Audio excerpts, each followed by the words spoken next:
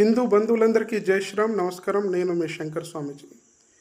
హిందువులు ఒకటైతే పబ్బం గడవనటువంటి కొంతమంది కుహాన లౌకిక మేధావులు, దొంగ పార్టీలు హిందువులను కులాలుగా వర్గాలుగా విడగొట్టాలని ఎంతో కాలంగా ప్రయత్నిస్తున్నాయి.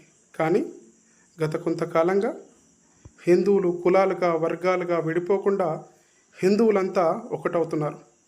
ఇది చూసి తట్టుకోలేనటువంటి వాళ్ళు హిందువులను భాష పేరిట విడగొట్టాలని ప్రయత్నిస్తున్నారు.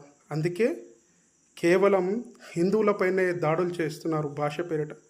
మరి ఆ తెల్లటోపి గడ్డం పెట్టుకున్నవాడు దేశమంతా వాడి భాషలను మాట్లాడుతున్నాడు.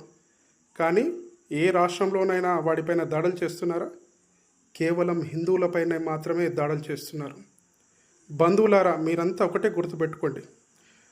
మనం తెలుగు వాళ్ళమా, కన్నడ వాళ్ళమా, మరాఠీ వాళ్ళమా, బెంగాలీ వారమా, గుజరాతీ వారమా, అస్సామీ వారమా, తమిళ వారమా అని కాదు. మనమంతా భారతీయులమైనటువంటి భావనని మనమంతా పుణికిపుచ్చుకోవాలి.